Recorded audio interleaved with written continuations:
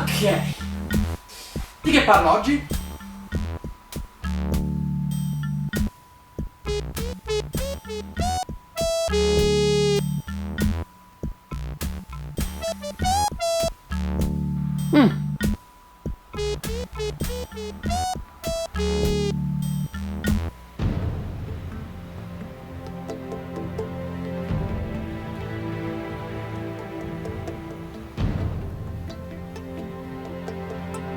Beh, direi che è anche ora, eh?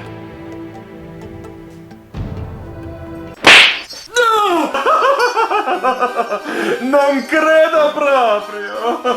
E tu chi sei? Ma chi sono? Sono il tuo spirito creativo, generato dalla tua mente per aiutarti! Spirito creativo! Potevo uscirmene con qualcosa di meno ridicolo del giullare veneziano. Ascolta, Bombolo, sarò pure un figmento della tua immaginazione, ma ho dei sentimenti anch'io, quindi vedi di portare rispetto! Scusa! Ma manda le ciance! Non pensi tu abbia fatto un po' troppi episodi dedicati ai videogiochi ultimamente? Che intendi dire? 3 video di seguito dove parli solo di videogiochi, è ora di variare un po'? Ah, sì, ok, ho capito. No, è che volevo solo fare un episodio dedicato a... Può aspettare! No, che non può aspettare, me lo stanno chiedendo già da un po'! Farò video di altri tipi, lo prometto. Lo so che è importante, però adesso voglio dedicarmi un pochino a...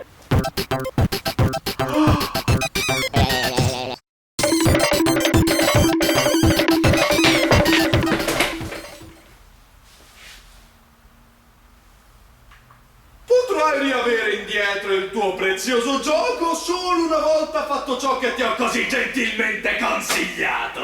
Buon lavoro!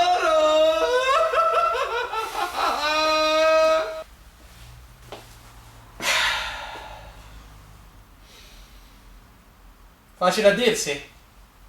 E io che mi invento così all'improvviso?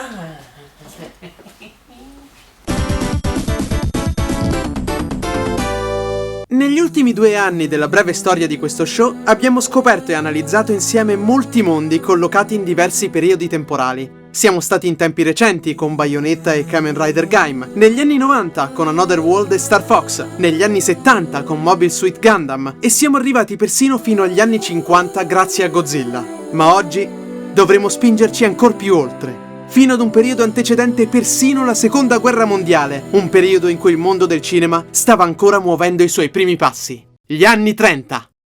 Sono Virtual ed ecco il mondo di oggi. Siamo nell'America del marzo 1933. L'ex presidente Herbert Hoover cede il passo al suo successore, Franklin D. Roosevelt, e gli Stati Uniti sono nel bel mezzo della Grande Depressione. Un orribile periodo di crisi economica che mise il mondo in ginocchio e originò dal leggendario crollo della borsa del 29 ottobre 1929, un giorno ancora oggi conosciuto come Martedì Nero, e che negli Stati Uniti, ma non solo, causò un'ondata di povertà e conseguenti suicidi senza precedenti. È ironico che proprio in questo triste periodo il cinema americano iniziò ad ingranare la sua inarrestabile ascesa verso il diventare la colossale macchina creativa che tutti conosciamo oggi. Solo in questo decennio possiamo assistere al successo degli esilaranti fratelli Marx, alla nascita dei leggendari mostri della Universal, a classici intramontabili come Il Mago di Oz e Via col Vento, e molte leggende immortali del cinema come Humphrey Bogart, star di Casablanca, hanno iniziato a praticare proprio in questi anni. Louis, I think this is the beginning of a beautiful friendship. Ma l'ho frenzonato! Dopo questa vado a buttarmi da solo. Oddio! È forse il periodo più interessante della storia del cinema. Molte delle basi che oggi fanno parte delle pellicole moderne sono state gettate per la prima volta proprio in questi anni. Oggi andremo ad analizzare una pellicola in particolare che rivoluzionò per sempre il concetto di colossal americano. Durante gli anni 30 la maggior parte delle pellicole cinematografiche venivano prodotte da 5 compagnie conosciute ai tempi come The Big Five, tutti nomi che ancora oggi suonano potenti nell'immaginario collettivo: la Metro-Goldwyn-Mayer, la Paramount Pictures, la Warner Bros., la 20th Century Fox e la RKO. Fondata nel 1928 e conosciuta anche come Radio Kate Orpheum Pictures, questa casa di produzione hollywoodiana in futuro avrebbe sfornato quel capolavoro immortale di Citizen Kane, conosciuto da noi come Quarto Potere, e avrebbe lanciato la carriera di attori come Clark Gable, Rita Hayworth e John Wayne. Tutto iniziò grazie all'idea scaturita dalla fervida immaginazione del regista di film documentari Marian Caldwell Cooper. Appassionato di avventure in giungle inesplorate sin da piccolo, grazie ad un libro di Paul Duchillot, il regista sviluppò un certo interesse verso la famiglia dei primati, e in particolare il gorilla, durante la lavorazione del documentario Le Quattro Piume. Insieme al suo amico e collega Ernest B. Schoedsack, conosciuto sul fronte polacco durante la Prima Guerra Mondiale, i due si misero al lavoro su un ambizioso progetto che avrebbe avuto come tema il contrasto tra civiltà e natura selvaggia, tra la bellezza di una donna e la furia di una bestia. Questa è la storia del primo vero mostro gigante del cinema, King Kong!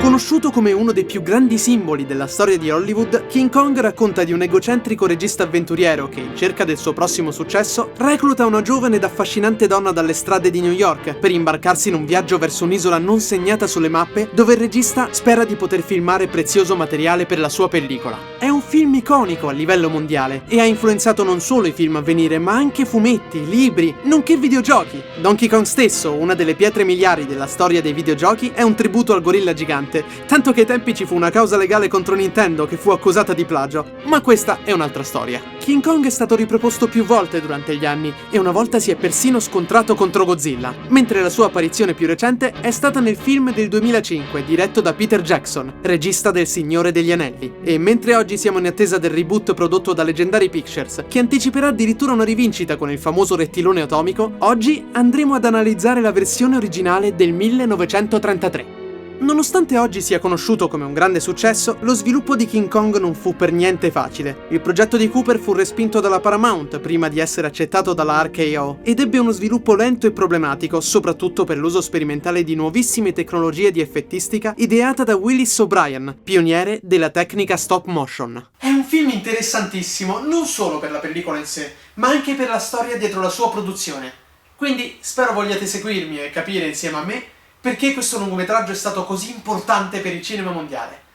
Come al solito vi avverto: Spoiler alert! Analizzerò tutta la trama, quindi se preferite prima gustarvi il film per conto vostro, vi consiglio di fermarvi qui. Altrimenti, se non è un problema, possiamo cominciare. Dopo i titoli iniziali, il film introduce agli spettatori quel che viene descritto come un antico proverbio arabo che recita: "E il profeta disse: e stupite! La bestia ammirò il viso della bella, e la sua mano si astenne dall'uccidere, e da quel giorno la bestia fu come morta." Ma dai!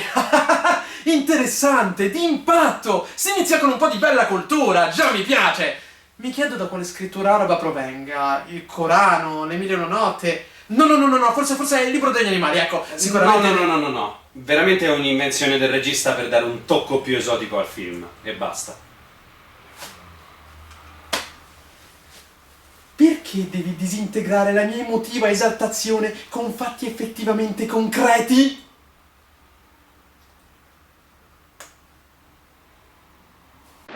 Dopo il cosiddetto proverbio arabo, veniamo introdotti ad una visuale notturna di un porto di New York. Un agente teatrale si aggira in cerca della nave appartenente ad un famoso regista esploratore e, chiedendo informazioni ad un marinaio, quest'ultimo lo mette in guardia a proposito del folle viaggio che il regista è in procinto di intraprendere, tanto da assumere il triplo dei marinai previsto per la gestione della nave. Su quest'ultima facciamo la conoscenza del misterioso uomo, Carl Denham, interpretato da Robert Armstrong, e coinvolto in una discussione con il capitano della nave. You know the reasons for hurrying as well as I do. Insurance companies found out we're carrying explosives, and the marshal will be aboard tomorrow or next day. And I suppose if we make a legal case of it, we'll be tied up for months, eh? With enough ammunition to blow up the harbor. E che razza di film ci devono fare con tutti quegli esplosivi? Voglio dire, Michael Bay non è ancora nato! L'agente teatrale sale a bordo e si scopre che il contrattempo è dovuto alla mancanza di un'attrice protagonista. L'agente spiega a Denham che nessuno dei suoi colleghi vuole affidargli la sorte di una delle loro clienti per via della cattiva fama dei suoi viaggi, quasi sempre diretti verso luoghi sconosciuti e pericolosi. Purtroppo, lo spavaldo regista ritiene un ruolo femminile fondamentale per la riuscita del suo nuovo film. I go out and sweat blood to make a swell picture, and then the critics and the exhibitors all say, if this picture had love interest, it would gross twice as much. All right. The public wants a girl, and this time I'm going to give them what they want. Questa critica mossa a Denham sulla mancanza di romanticismo dei suoi film è in verità un riferimento ad un fatto veramente accaduto durante la carriera di Merian C. Cooper, che in un certo senso viene rappresentato nella figura di Denham. L'idea viene dalla scrittrice del film, Ruth Rose, moglie del coregista Ernest B. Schoedsack, che implementò molti elementi di se stessa, suo marito e Cooper nei personaggi principali del film. Rifiutandosi di rassegnarsi, Denham decide di prendere in mano la situazione e cercare lui stesso una ragazza disposta a far parte del suo film, anche a costo di sposarne una. Il regista si dirige nelle profondità di New York, a cui veniamo introdotti tramite uno scorcio di una giovanissima Times Square. Se ricordate l'episodio dello scorso anno dedicato al film Godzilla Rise Again, saprete come apprezzo film così vecchi per il fatto che ci aprono una finestra su un passato che non esiste più. E King Kong è un altro buon esempio, mostrandoci in questa scena delle donne in fila per ricevere della zuppa calda. Nel pieno della Grande Depressione eventi del genere erano più che comuni, anche se il più delle volte erano gli uomini a fare la fila per il cibo. Ironicamente, la Grande Depressione in America colpì più il sesso maschile. Molti uomini, che infatti si consideravano la colonna portante della famiglia, coloro che portavano il pane a casa, si trovarono senza lavoro, a vagare per le strade senza più uno scopo, mentre le donne, ai tempi per lo più casalinghe, si ritrovarono invece ad occupare un ruolo più importante e attivo nel nucleo familiare. Torniamo a Carl Denham, che dopo aver osservato le donne per un po' se ne va sconsolato e si ferma ad un negozietto all'aperto, dove una giovane ragazza cerca di rubare una mela ma viene colta sul fatto dal negoziante. Ha! I catch you, you stealer! Now I catch a cop. You like that, huh? No, I didn't. Let me go. I wanted to, but I didn't. I have enough of these stealers. Dry up. The kid didn't take anything. I didn't, truly, I didn't. 3 people this week. Here's a buck. A buck? Scram. Scusate, no, so che teoricamente siamo nella Grande Depressione, ma non ho mai visto un negoziante incazzato fare marcia indietro in questo modo per $1. 3 people this week. Here's a buck.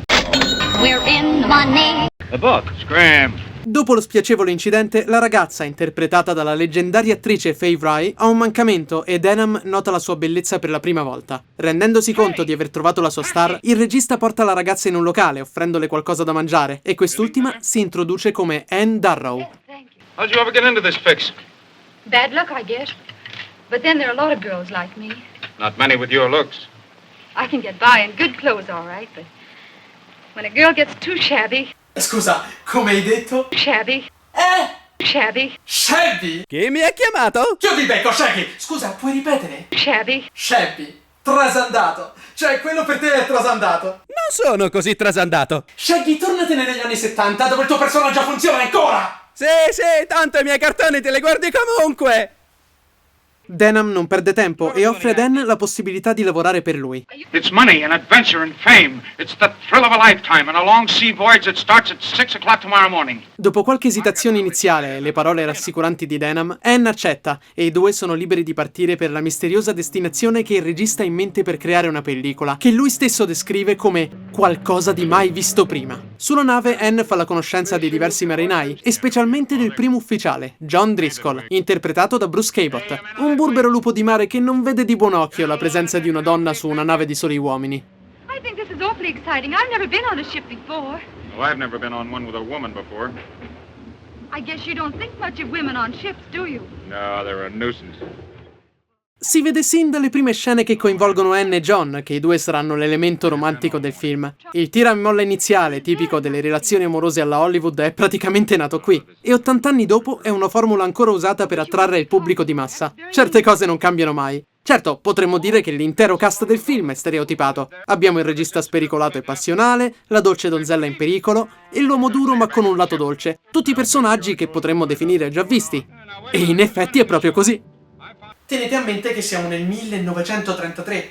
Alcuni degli stereotipi che troveremo in tantissimi film a venire sono stati introdotti proprio in questo film, nella loro forma più classica e pura, con tutto il fascino e i difetti che questo comporta. Il regista ha una breve discussione con John su come una donna può sciogliere il cuore del più duro degli uomini o persino di una bestia, che non solo è il tema del suo prossimo film, ma quello di King Kong stesso, andando a continuare un peculiare parallelismo tra realtà e finzione. Denham viene improvvisamente chiamato dal capitano e finalmente rivela la destinazione finale del loro viaggio, un'isola sconosciuta nel bel mezzo dell'oceano, di cui il regista è a conoscenza tramite una mappa che ha acquisito 2 anni prima in uno dei suoi viaggi. Denham menziona anche la leggenda di Kong, una misteriosa e potente entità descritta dagli indigeni dell'isola come uno spirito o un dio, e nonostante lo scetticismo del capitano e di John, il regista sembra essere determinato a filmare la creatura, a costo di usare gli esplosivi e le bombe a gas che si sono portati dietro da New York. Il viaggio continua e, ritrovandosi in mezzo ad un fitto banco di nebbia, Denham e gli altri seguono un riecheggiante ritmo di tamburi che li porta dritti verso l'isola, su cui torreggia un'enorme montagna a forma di teschio. Il nome dell'isola non è mai nominato durante il film. Conosciuta ai fan semplicemente come Skull Island, ad oggi è ancora una delle ambientazioni più iconiche del mondo del cinema.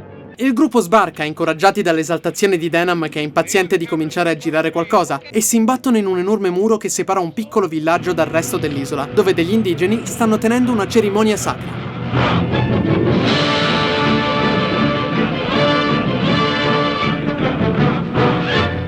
Lo stile musicale di King Kong ai giorni nostri appare tipico per i film di quegli anni.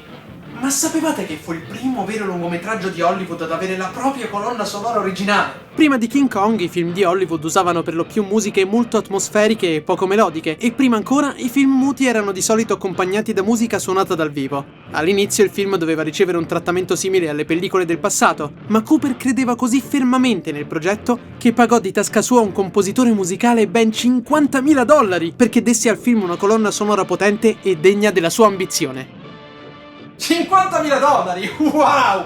Tenete conto del periodo in cui siamo, la Grande Depressione, dove il biglietto del cinema per andare a vedere questo film costava 35 centesimi, dove persino un solo dollaro bastava a calmare un negoziante adirato. Se si reagiva così per $1, posso solo immaginare la reazione a 50.000 bigliettoni. Tieni $50.000.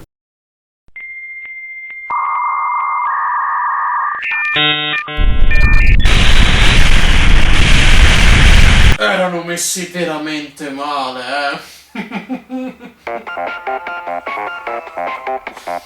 Un attimo.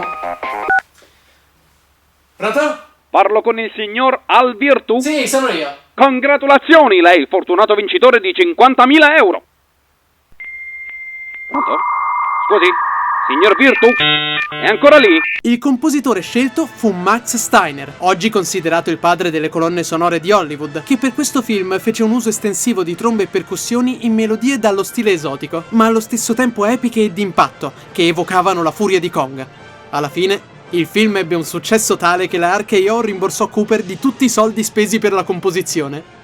Oggi le colonne sonore sono cosa di tutti i giorni, ma hanno l'enorme responsabilità di supportare e guidare scene che senza di loro non sarebbero risultate memorabili quanto lo sono oggi. Basti pensare alle colonne sonore di Jurassic Park, La Storia Infinita, Star Wars. Voglio dire, non penso che la battaglia contro la Morte Nera sarebbe stata altrettanto epica senza il supporto della musica di John Williams. E molte serie di successo, che siano con attori o animate, hanno delle sigle di introduzione che rimangono stampate nella mente di chi le segue. La musica non è solo parte integrante dell'esperienza, è fondamentale per la sua riuscita. Dobbiamo ringraziare King Kong e i suoi autori per aver dato via a questo processo. Ma torniamo alla cerimonia e a Denham, che ha la geniale idea di riprendere gli indigeni mettendosi in bella vista con la sua ingombrante cinepresa. Mi chiedo come potrà andare a finire.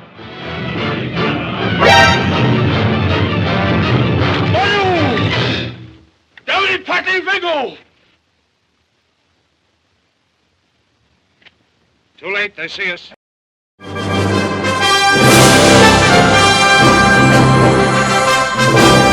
Il capo indigeno si avvicina al gruppo di marinai e gli intima in modo minaccioso di andarsene, accusandoli di aver rovinato il rituale per preparare la sposa di Kong. Appena nota Anne, però, affascinato dalla sua bellezza e dai suoi capelli dorati, offre di comprarla in cambio di 6 loro donne per darla in dono a Kong. Denham e il capitano ovviamente rifiutano e decidono di ritirarsi sulla nave, promettendo agli indigeni di ritornare per fare amicizia il giorno dopo. Quella stessa notte John si confida con Anne, mostrando preoccupazione per lei e confessando di essersi innamorato. Da lì in poi la classica e inevitabile scena di bacio non si fa aspettare più di qualche secondo.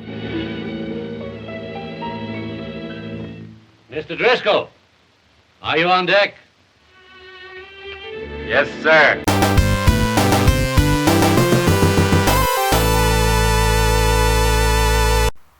Certo che è strano che John si confidi in questo modo e che si innamori all'improvviso. È come se la narrazione ci stesse suggerendo di affezionarci a questi personaggi perché sta per succedere qualcosa di... Oh, lo sapevo! Gli indigeni si infiltrano sulla nave e rapiscono Anne. Una volta resisi conto della scomparsa della ragazza, i marinai vanno nel panico e John e Denham organizzano una squadra di salvataggio, dirigendosi di nuovo sull'isola dove gli indigeni festeggiano e legano Anne a 2 enormi totem di pietra, chiudendo dietro di lei il cancello che dà accesso al resto dell'isola. Gli indigeni si arrampicano sulle mura per assistere allo spettacolo e dopo un breve discorso del loro capo suonano il gong e il silenzio della giungla viene rotto dal suono di alberi che cadono e da minacciosi ruggiti che provengono dalla folta foresta. Kong è qui!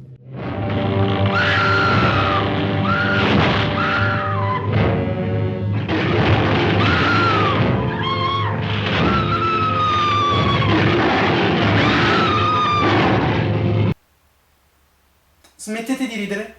Penso sia venuto il momento di parlare dell'effettistica. Gli strani ma affascinanti movimenti scattosi a cui state assistendo sono i primi esempi della tecnica di effetti speciali conosciuta come stop motion. Portata sotto i riflettori di Hollywood dal visionario Willis O'Brien, che fu anche il maestro del re dello stop motion, Ray Harryhausen, questa tecnica prevede la costruzione di set in miniatura e modellini in lattice dotati di uno scheletro di metallo che sono poi animati tramite la messa in sequenza di un numero infinito di scatti di cui ognuno mostra i modellini in pose leggermente diverse. Messi insieme, questi scatti danno l'illusione di movimento. È un effetto che richiede enormi tempi di sviluppo, molta pazienza e una manutenzione d'eccezione dei modellini e dei set usati nelle scene. Infatti succedeva molto spesso che le luci dei riflettori sciogliessero il rivestimento in lattice dei modellini, che il minimo spiffero spostasse leggermente le piante usate nel set, o che addirittura al suo interno, essendo un misto di piante false e vere, sbocciasse un fiore durante le riprese. Non accorgersi di una cosa del genere in tempo voleva dire rifare interi minuti di scena. Considerate che un solo secondo di ripresa richiedeva almeno un pomeriggio e si raggiungevano anche le 20 ore di lavoro al giorno per finire il più presto possibile. Lo sviluppo delle scene che richiedevano lo stop motion erano talmente lente che i diversi attori del film fecero in tempo a completare intere pellicole con altri registi prima di essere richiamati a continuare King Kong. Era comunque una tecnica molto meno dispendiosa di un viaggio in Africa per riprendere un vero gorilla, il quale era il piano originale di Cooper prima che O'Brien gli mostrasse le possibilità di questo nuovo tipo di effettistica. Questo effetto speciale fu poi adottato e perfezionato da Ray Harryhausen in film come The Seventh Voyage of Sinbad o The Beast from 20,000 Fathoms, ma nonostante l'aspetto grezzo, la cura e lo studio dietro le animazioni e gli effetti di King Kong sono molto più complessi di quel che sembrano. Fermandosi di fronte ad Anne e contemplandola per qualche secondo con una certa curiosità, King Kong sembra apprezzare il dono, decidendo di portarla via con sé. I will name him George, and I will hug him and pet him and squeeze him. Con una furia e una foga degna dei 7 nani di Biancaneve durante il linciaggio della strega cattiva, John, Denham e gli altri assaltano il villaggio riaprendo il portone e fiondandosi senza alcuna esitazione dentro la giungla. È qui che, a mio parere, ha inizio la parte migliore del film. Presto il gruppo di marinai scopre che il gorilla gigante non è il solo abitante pericoloso dell'isola, imbattendosi in enormi creature preistoriche che attaccano e massacrano poco a poco il gruppo. E nonostante qualche errore dovuto all'allora scarsa conoscenza sui dinosauri, tra cui un diplodoco carnivoro, devo veramente dirlo, la quantità di effetti e di creature usate in queste scene è davvero impressionante per un tempo in cui non esistevano costumi, animatronics o effetti digitali. Oggi basta un semplice schermo verde e anche uno come me può fare semplicemente così. Salve Al. Salve Al. Salve Al. Ma erano altri tempi, tutta questa tecnologia era ancora lontana, il che se ci pensate rende ancora più impressionante il fatto che Cooper, che si occupò personalmente della direzione degli effetti speciali insieme ad O'Brien, riuscì a far interagire dei piccoli modellini di lattice con degli attori in carne ed ossa tramite dei complessi ma efficaci giochi di regia e pellicola, grazie anche agli allora nuovissimi schermi a retroproiezione, che permisero a Cooper di mischiare realtà e finzione in un modo mai visto prima. La scena in cui il salto tecnologico di King Kong è più evidente è sicuramente quella in cui l'enorme gorilla si accorge dei marinai e, mentre cercano di fuggire su un tronco al di sopra di un crepaccio, Kong alza l'albero caduto e inizia a scuoterlo, causando la caduta dei marinai verso morte certa. Pensate a quanto impegno, coordinazione e a quanta fatica una scena del genere poteva richiedere ai tempi. Non si può che ammirare un tale sforzo. La seconda parte del film è semplicemente un'enorme esplosione di creatività effettistica, così che prendono vita scene che mostrano i marinai che sparano ad uno stegosauro in carica, o che fuggono in preda al panico da un sauropode carnivoro che li attacca mentre attraversano un lago nebbioso. Furono usati tutti i trucchi del mestiere, modellini animati in stop motion, enormi teste e braccia per i primi piani, i già citati schermi e piccoli pupazzetti che andavano a sostituire gli attori per mostrare le loro orribili morti. Nonostante la finzione al giorno d'oggi sia palese e a tratti anche esilarante, alcune morti sono riuscite comunque a causarmi un brivido d'orrore.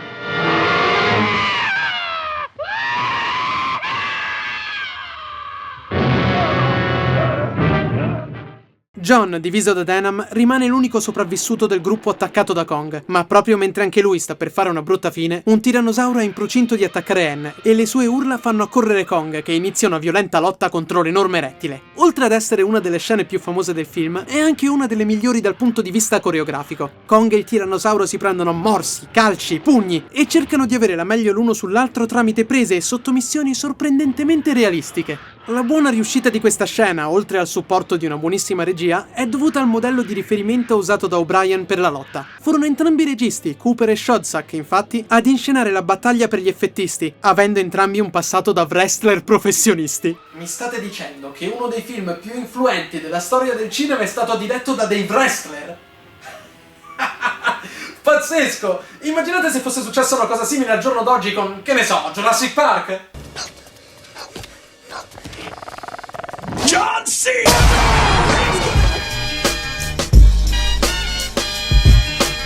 Kong riesce ad avere la meglio sul tirannosauro, tra l'altro rompendogli il collo, e dopo aver celebrato la sua vittoria con un potente ruggito e battendosi il petto, decide di spostare Anne in un luogo più sicuro. John e Denham si ritrovano e decidono di ridividersi, il primo per seguire Kong e il secondo per preparare le bombe a gas portate da New York. Anne viene di nuovo salvata da Kong, stavolta da un enorme sauro serpiforme, e mentre John li segue di nascosto, il gorilla riesce ad avere un po' di intimità con questa curiosa umana di cui sembra essere invaghito. Una cosa che mi sorprese molto la prima volta che vidi il film è come negli anni la figura di Kong e Anne sia stata molto romanzata, umanizzando il mostro e facendo vedere Anne come comprensiva nei suoi confronti.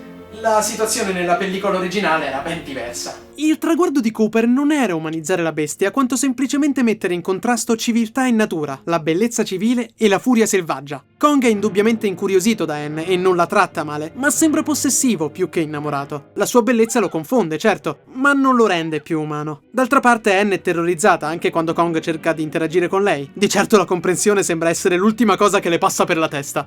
John fa cadere inavvertitamente una pietra, attirando l'attenzione di Kong via da Anne. Se John riuscisse a passare dietro Kong, questa sarebbe una buona occasione per...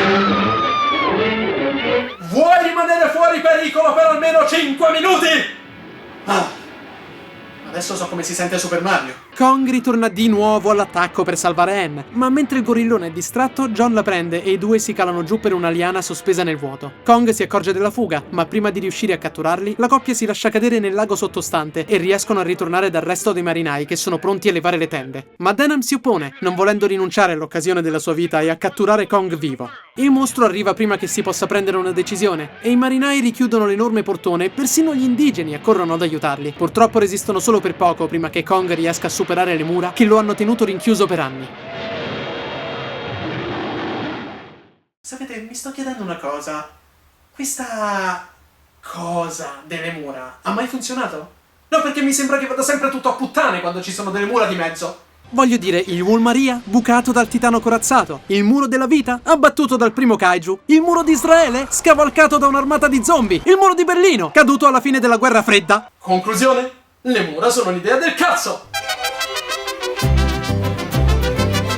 Rabbioso, Kong inizia a distruggere il villaggio e a uccidere innocenti senza pietà, in un altro esempio di sorprendente interazione tra effetti speciali e attori veri. Questa parte è davvero violenta e mostra Kong schiacciare e massacrare indigeni e marinai con una crudeltà che definirei persino sadica. Di certo non sono scene che ci aspetteremmo di vedere in un film di quegli anni. Il motivo sta nel fatto che uscì un anno prima che fu integrato il Motion Picture Production Code, una serie di regole, censure e linee guida che influenzarono le produzioni americane per anni, andando ad abbassare il tono di violenza nelle pellicole. Dopo la prima uscita di King Kong, molte delle scene più cruente furono completamente tagliate nelle versioni a seguire e furono reintegrate solo nella nuova versione Blu-ray del 2010, quasi 80 anni dopo.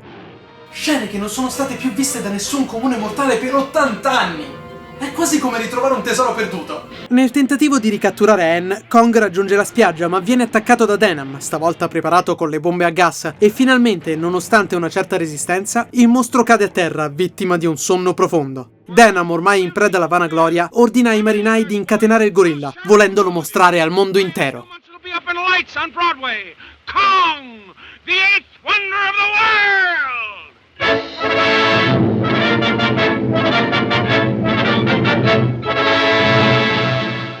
What could possibly go wrong?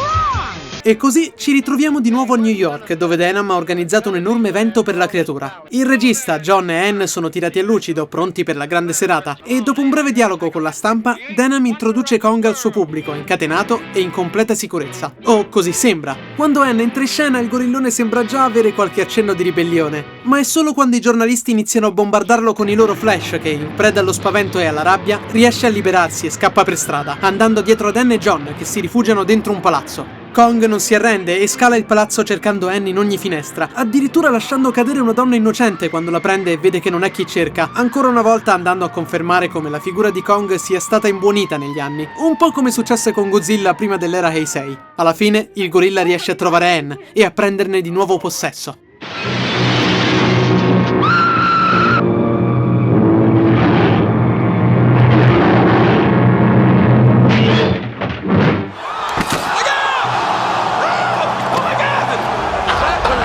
Kong fugge via e, seguendo le notizie via radio, John, Denham e gli altri vengono a sapere che il gigante sembra essere diretto verso l'Empire State Building. John ha l'idea di usare degli aeroplani per abbatterlo, e un gruppo di biplani si alza subito in volo, dando il via ad una delle scene più simboliche dell'intera storia cinematografica. L'idea di usare degli aerei contro Kong viene da Cooper stesso, che trovò appropriato sconfiggere il simbolo della natura selvaggia con quel che allora era il picco più alto della tecnologia, usando l'Empire State Building come scenario finale, simbolo della civiltà americana. La scena in sé mostra una buona fattura, sempre tenendo in conto i tempi in cui è stata congegnata, e forse è proprio qui che l'espressività del modellino di Kong dà il suo meglio. Una volta attaccato, Kong cerca di difendersi, ma ferito a morte, la bestia prende un'ultima volta Anne, mostrando quel che sembra un gesto d'affetto e un'espressione genuinamente triste, prima di soccombere cadendo dal grattacielo. Mentre John si ricongiunge finalmente ad Anne in un abbraccio confortante, la gente si riunisce intorno al cadavere di Kong e Denham si avvicina ad esso, chiudendo il film con lo stesso concetto con cui si è aperto. Oh no, it wasn't the airplanes. It was beauty killed the beast.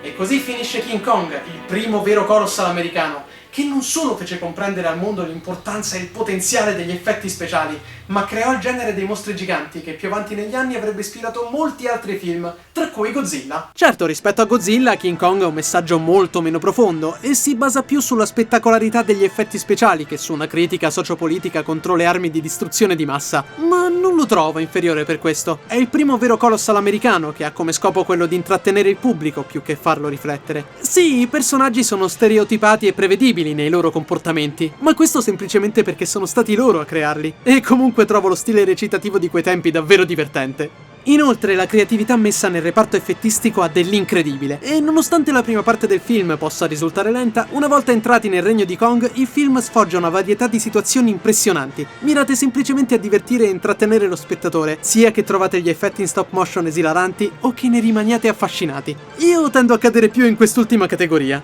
In più aggiungiamoci la colonna sonora di Max Steiner, che nonostante abbia uno stile abbastanza datato, ha comunque una potente presenza durante i momenti più concitati della pellicola. Ha creato un filone che non si sarebbe più fermato, ed essendo vecchio di quasi un secolo mostra un modo di fare film completamente diverso da quelli che guardiamo oggi. Un mondo di un passato così lontano, che nonostante ciò ha posto delle basi che vengono utilizzate ancora oggi.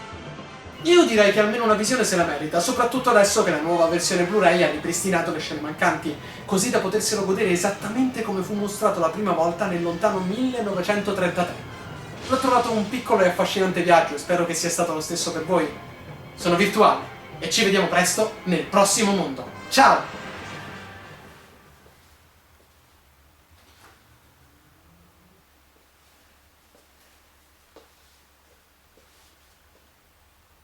Beh? Contento? Posso riavere il mio gioco?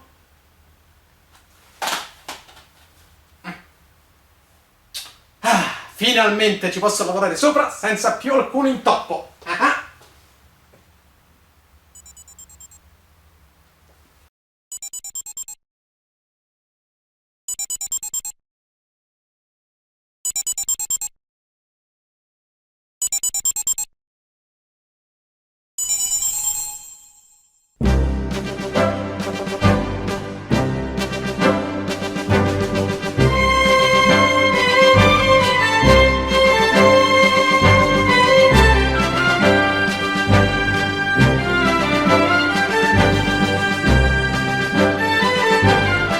Mi sorprese molto la prima volta che vidi il film è come negli anni la figura di Kong Anne sia stata molto romanzata, umanizzando il mostro e facendo vedere Anne come molto comprensiva nei suoi confronti.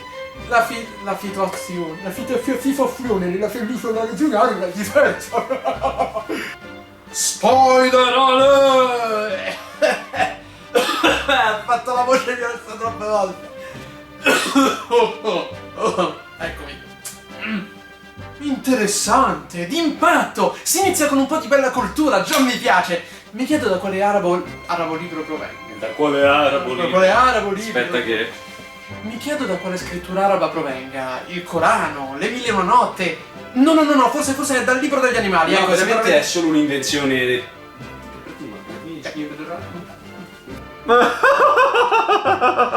Non credo proprio.